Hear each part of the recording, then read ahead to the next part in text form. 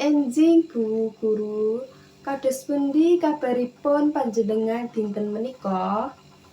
Sugeng enjing, alhamdulillah ibu sehat no, matur nuwun. Kue piyambak kados pundi? Alhamdulillah, kula ugi sehat Bu.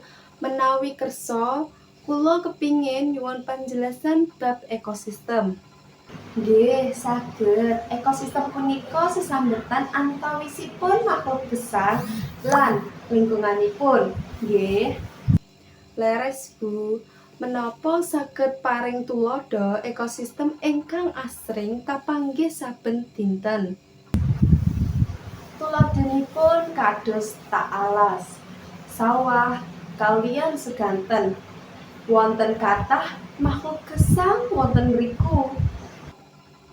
Menapa ta makhluk gesang ingkang wonten ing ekosistem alas?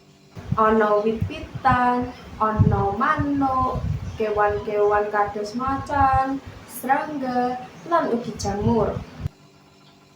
Wah, kathah sanget. Menapa pentingipun kita njagi ekosistem Bu? Awit menawi rusak, uripipun makhluk gesang saged kecampur utawa rusak ugi. Pramila kita kedah njagi. Inggih Bu, kula badhe nyobi ngrawat lingkungan wiwit saking sekitar griya.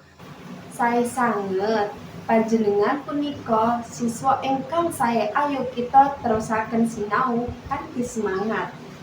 Inggih Bu, matur nuwun sanget dumateng panjelasanipun.